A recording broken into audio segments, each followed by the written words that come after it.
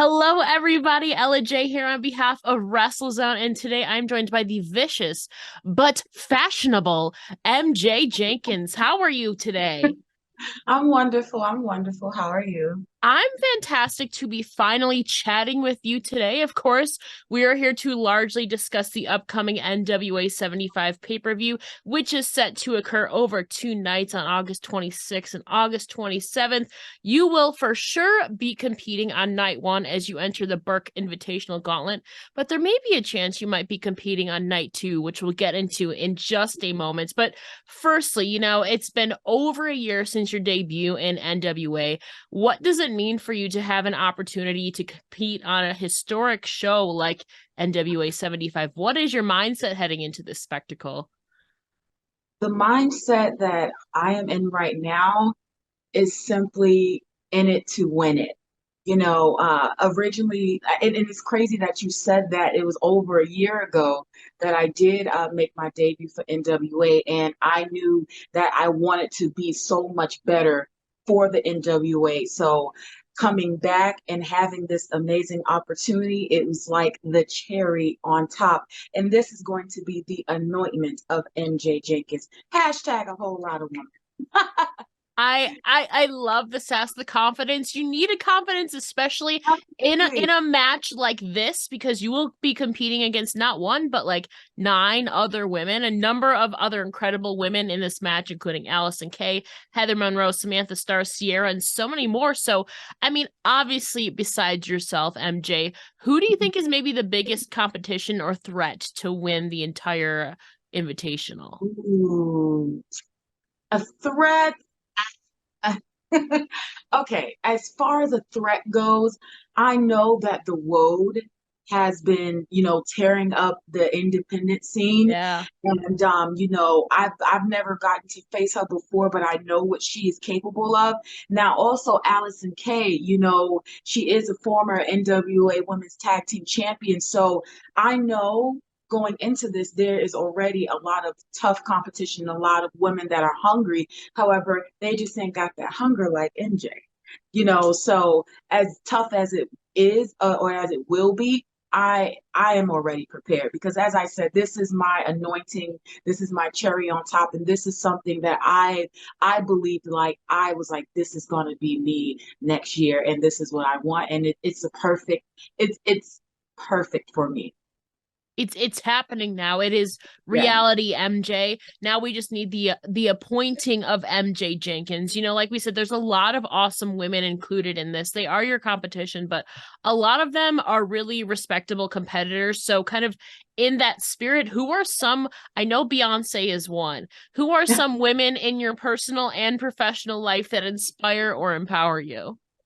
Oh my goodness. So women in my personal life, I would say women in my personal life will be my mom and my sister. My sister, she's on her own business since she was 19, and she was a hairdresser. So, and in fact, she actually did my hair.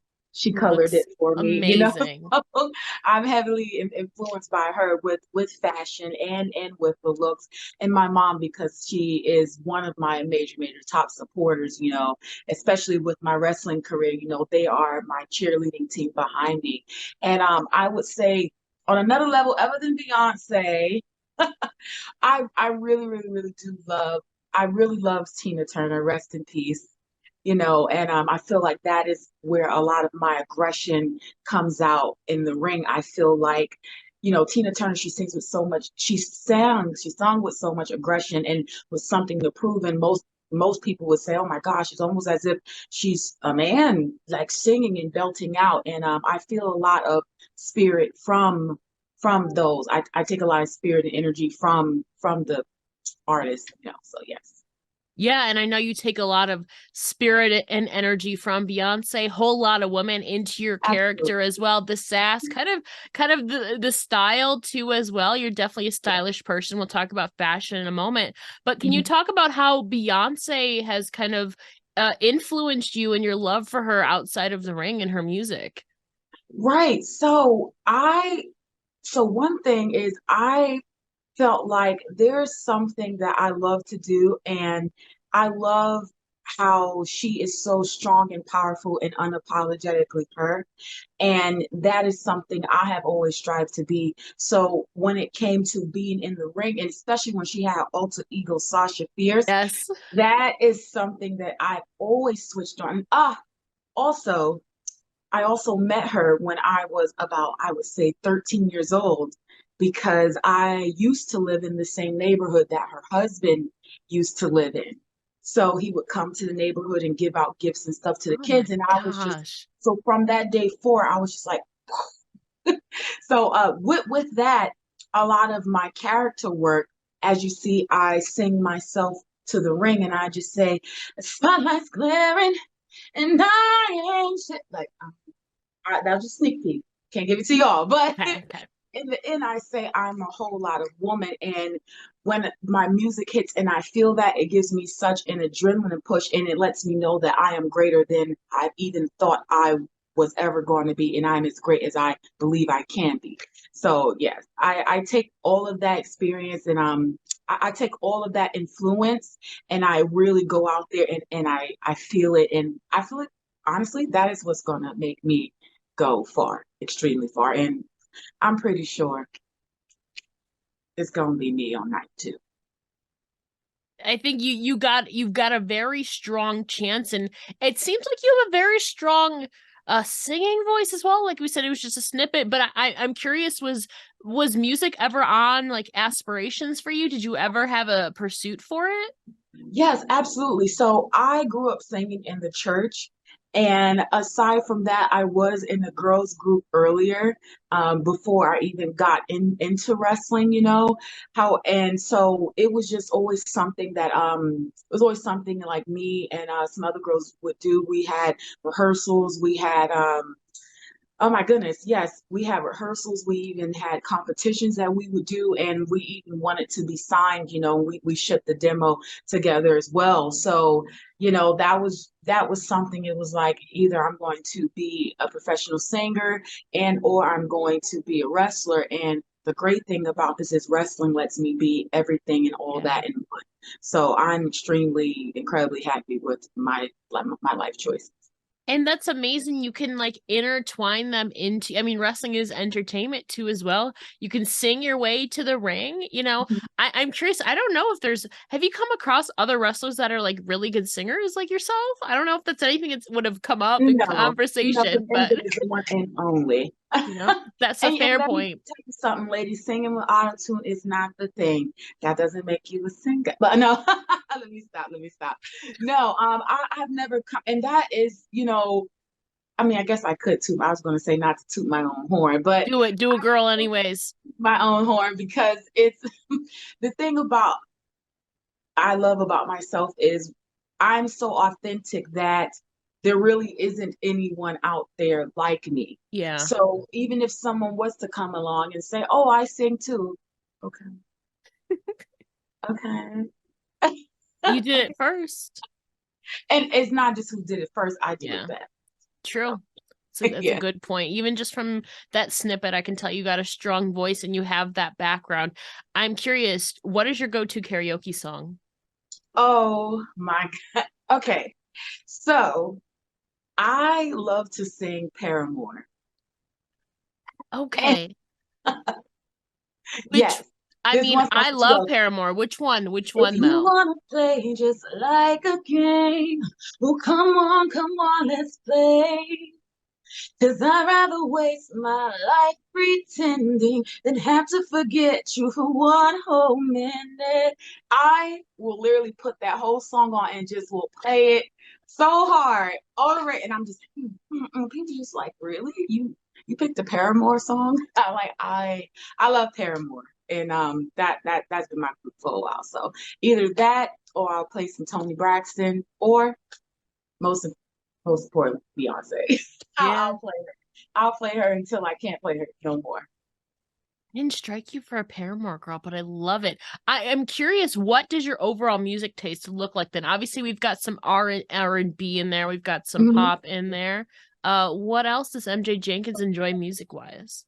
Music wise, I enjoy K-pop as well. And I really enjoy K-pop as well. And I used to have this big group of friends. We would go to all the concerts together. I used to be one of those fans that would camp out at the concert because you would have to be if you had like the main VIP ticket is Yeah. like first come first serve, so you have to be out there early. But yeah, so I love K-pop. I love R&B, and I dibble and dab within the alternative rock scene. I love that. What's the longest that you've camped out at a concert for? Oh, I remember, I believe this was when it was either BAP or when BTS came. And BAP is Best Absolute Perfect. They were before BTS. Yes. Yeah. I believe it was for at least 2 or 3 days. And me and my friends, we had a tent. I'm telling you, I Yeah. was like, we had a tent. We would all make bathroom runs, and we would Yeah. all hold each other's spot. We had food, water. Yeah, so I was that diehard K-pop fan. K-pop fans are Yeah, dedicated. That is for sure. yeah. Hopefully, you better have gotten a good spot after camping out like that. I'm Oh, I sure you did. did. Good. I was always front and center, like front on the barricades, I because love that for it's you. incredible. Yeah, it was truly incredible. That is dedication right there. And we talk about kind of taking some of those music influences, especially Beyonce, into your character presentation. I'm curious, what other sources of inspiration do you look to when you're looking at for future gear designs and your vision in that realm? Oh, right. So, I like to look at I follow like a lot of different Instagram models, Yeah. right? And I love something with anything with feathers. So I follow a lot of the drag queens because they have a Yeah. lot of just over the top outfits, over the top looks, and that is how I feel like the inner me is like that. And also, my brother, he also would perform at drag queen competitions. And when I growing up, he would take me to the shows with him. So that heavily influenced, the way that I talk, my mannerisms, the way that I look. And that's why now all of my gear, and oh, I have new gear coming too for the I show. I So I heard it. I heard it might be something pink. So, you know, it very well maybe pink. But yeah, so I draw a lot of my influence from that, Grace Jones, and also Lady Gaga. Lady Gaga is so experienced. Okay, so Lady Gaga is definitely like basically every range, avant-garde, she's done some simpler pieces, but definitely not afraid to experiment. I'm very curious, what has been the most experimental or kind of bold choice that you've ever made fashion-wise? Oh my goodness. Okay, I can say fashion wise, the most boldest choice. Okay, there's two. Okay. Now this may be a little bit risque. I was on. Okay, I for a photo shoot, I chose to have sunflowers covering my I think I beautiful. remember this. Yeah, it's actually still my profile picture, and I'm like, I need to do another photo shoot. So that was really bold, and a small part of me was a little bit concerned about what my mother said, but she actually liked the one where I was on the beach and I was completely nude underneath it, and I was just like this and Yeah. this. Ooh, but she loved that one, and I was just like, you don't like the sunflower pasties, but you like. But she's like, but that one just looks so feminine and sultry, and that was a bold move for me Mhm. because I was just so like, okay, I want to do it, but I'm afraid of. I'm just worried about the outside noise. But Yeah. once I did it, never looked back since. Yeah, I mean, once you're used to that, it's like what can really phase you? You're clearly Exactly. comfortable. That's especially as women, it's definitely hard to kind of embrace your own body, you know, and all of that. You definitely have embraced that. I even just looking through your Instagram, which is really inspiring for somebody like me, and especially like the younger demographic. In regards to your own fashion sense, you talked about some of your influences from drag, from Beyonce. It's clear that you're very drawn to bright colors as well. How would you describe your personal fashion sense or style? My personal fashion sense, I would say she is chic, she is bougie, She and is she, Sasha Fierce. Sorry, I had to go there. yes, I would say my own fashion sense is she is chic, bougie, and she is also very sexy. She is. She is, you know. You have a great energy to you, you know. And I know you're bringing into the ring, you're sassy, but kind of bringing it back to NWA 75. You said you're hungry, you know, for that win. This is definitely a unique match stipulation, the Burke Invitational Gauntlet. It's not a traditional gauntlet match, it's kind of like an elimination chamber format, but without the chamber and more competitors. So kind of on the topic of new stipulations, is there a specific match stipulation or type that you haven't done yet that you want to tackle at some point in your career? Okay. A match stipulation that MJ Jenkins has yet to be in. I want to do a hardcore match, and I also want to do a ladder match. That is something I have yet to do, and I feel like I would definitely just knock that right out the park for sure. So with that image visual, what would you say, a kendo stick is your go-to weapon of choice in hardcore match, or what would be your Ooh, go-to weapon? I would want to use a trash can to take out the trash. To Put a beat lid them up on with it. the Mm-hmm. trash, put a lid on it, and then the kendo stick for sure. But I always could see myself picking up one of my, we picking up one of the opponents using this, Flex girl. to my ability, throwing them in the trash and just pow, kicking them in the face for sure, definitely. I feel like that would set up a dramatic scene. I just see it right now. You're just standing over them and you're flexing and all of that. I assume with ladders you're not afraid of heights. I know ironically a lot of wrestlers are. I've talked to. A lot of them are, yeah. This dangerous thing that we do, and I don't, everyone has their own fears, but I, I went skydiving before, so that doesn't apply to me. Okay. Yeah. I need to know more about this experience skydiving, when it took place, and just the overall experience, because I don't know if I'd be able to do that, but more power to you. Yeah, thank you, thank you. So it was for my 21st or 22nd birthday. And I remember I just said, I just want to try something one time. I got to do this one time and just go for it.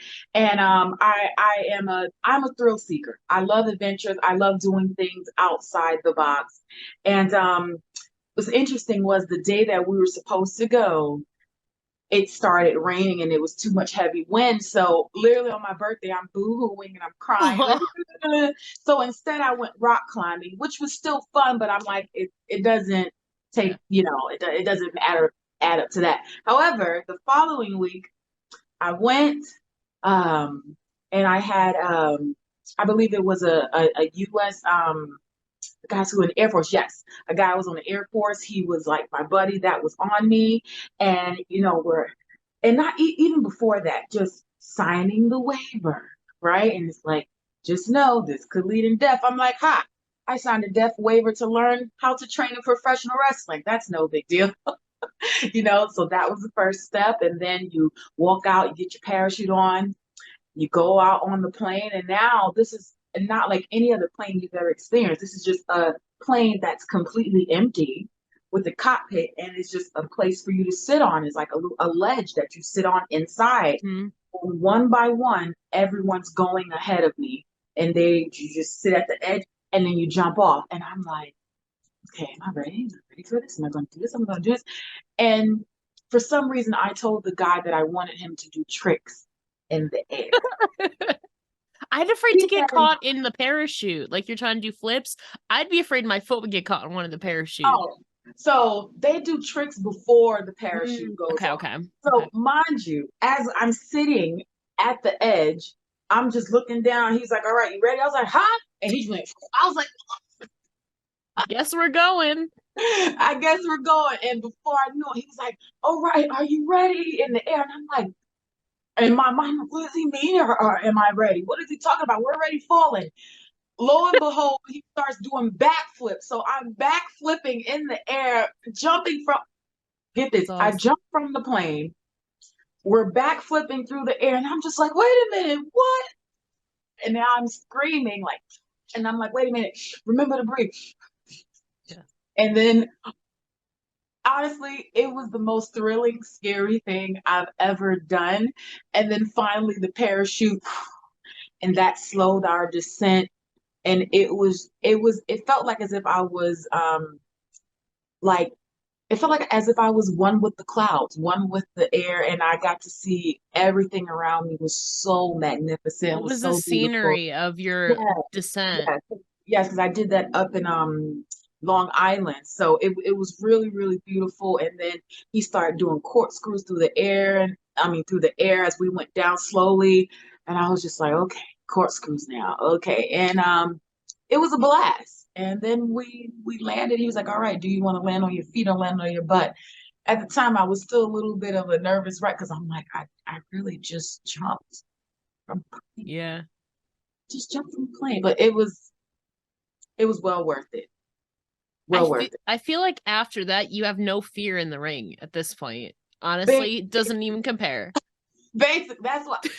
And literally, yes, zero fear in the ring, and that's why I love doing things off the top rope. I love Yeah. springboarding, trying different, just doing different things. So it's a no brainer there. Bring on the trash cans, bring on the ladders for MJ Jenkins, guys. Bring it on. Bring it. I probably gotta trim my nails beforehand, but That's bring a it. good point. You'll definitely break a nail, so like yeah, definitely prepare ahead of time. But talking about bringing it on, the winner of this invitational, which may be yourself, I think you have a very great chance of winning the whole thing. The winner will go on to face the NWA Women's Champion, whether that be Camille or Natalia Markova, is still up in the air, but the winner will face the champion, whoever it is, on night 2. So Right. what would it mean for you to become the new NWA Women's Champion on the grand stage like NWA 75? Woo, let me tell you, this would mean that I am 120%, in fact, 200% a whole lot of women. And not just that, I look at there is a huge, huge lineage of women that has held this championship. And even one woman that I really look up to a lot, Jazz. She was one of my early inspirations in wrestling. And I just know for me, that would solidify me for myself. So I know that this is something that will mark me and put me down in the history, in the history books of NWA, not just that, in the history books of professional wrestling. So this is something that I know was made for me. And again, like we said, night 1 will also feature Camille versus Natalia Markova. Talk about the lineage of the NWA Women's Championship. Camille has just surpassed 800 days as champion, which to a lot of people would be daunting. You obviously are a very fearless person. What are your thoughts on Camille's run as champion so far and her contributions to the NWA Women's Division? Camille is incredible. She's incredible and she is undeniable. And I know before she was dominating in bodybuilding competitions, so even outside of professional wrestling, she is a winner, so I feel like she's raised the bar for a lot of women, and it's going to be she's left some shoes to fill if it is so that she does not win her championship back. But I can say she's done her thing and she's done the NWA proud. And it's going to be hard for Natalia or anyone else to knock her off. But Natalia doesn't do it. MJ will. MJ's gonna get the job done. Absolutely. I have two more questions for you. You've been in here 8 years in the game now, and you're continuing to learn, but you've also had the opportunity to share some of your knowledge through a wrestling seminar you hosted in Trinidad. Can you tell Yeah. us more about that experience and some of the main takeaways that you taught the attendees there? Right. Going to Trinidad and teaching professional wrestling to everyone there was something I've always saw myself doing because when I began in wrestling, I was always taught that wrestling is a wheel, right? And as that wheel goes, what you learn, you get back out, and everything that you've experienced, you now give it back to the wheel. And so going there, I got to visit all of the schools, all the teenagers and young kids, and give them something to look forward to, and give them something to say, hey, I can do this one day. I can be like this. And it also teaches them a lot about structure, about discipline. I taught them about etiquette, and seeing all those children, and not even just children, there were also a lot of adults there too who wanted to get into the business. So that for me, that was really special. And we got to do a lot of TV. A shout out to the guy who put that together. His name is Akil Samuels. We got to do a lot of TV. We visit radio stations. We visited so many schools throughout there, and we put it all together. I remember teaching them. I remember once we went in the ring too, because I taught them a breakdown of structure. First and foremost is how to carry yourself, how to treat one another, how to respect the business and respect those who come before you, and also have respect for yourself, doing the hard work, even if you feel like it's a bit much, and having the dedication, because dedication and discipline is something that's going to take you further more than the motivation, and so I taught them that, and I also taught them that the in-ring work, all the basics down to a T, the basics, the training, the bumps. Oh boy, we had. I'm not gonna say. Okay, I am gonna say we had some people tap out by day two. However, a lot of people in Trinidad had such strong heart, and I'm really proud of everyone that showed up and came back, because for me, I can remember my first week, or my first couple of months into wrestling, and did I ever think I was going to be across the country teaching? At first, no, No. because I at first no. However, I am a natural born leader, and I'm a natural teacher. So being there, it came like secondhand. So yes, it was a really wonderful experience, and now there's a promotion out there because of the work and the groundwork that we laid. So I'm really proud of that. And now, like you said, like the wheel, somebody now is going to take some of the things they've learned from you Yeah, and pass it on and or apply it to their own work. So I think right. that that's a cool thing, especially to kind of do. How long ago was this? Do you remember? I would say this was May. This was May of Oh, this is last year. very okay. Yeah. So it's recent then. Yeah, Yes, last yes, year. it's really recent, and it was a 3-day seminar, and they were also taught, because we had other people there who wanted to learn announcing. There's Yeah. some people there who wanted to learn, camera work. There was other people there that wanted to do, different things, creative, and Yeah. we we gave them just about everything that we knew and how to run things. So that was incredible. And it was really great because we had, the prime minister come out. We met with government officials there too. So, it's a really big deal. And I'm glad, because one thing about wrestling is it gives people hope, right? And it gives people also an escape, Yeah. because and anything that you do, especially wrestling, you do it, or if anything in the business, just like you do it because you love it and you enjoy it. So what best thing can you do? The best thing you could do is teach people, and then show people how they could too live their dreams within breaking it and being in the business. So yes. Yeah, and you're living out your dreams, like we said, it's been about 8 years in the game now. Kind of lastly, as a reflection, how do you think that you've grown as a person and as a competitor in these 8 years in the business so far? I would say I've definitely grown in a way to where I am more sure about myself each and every day.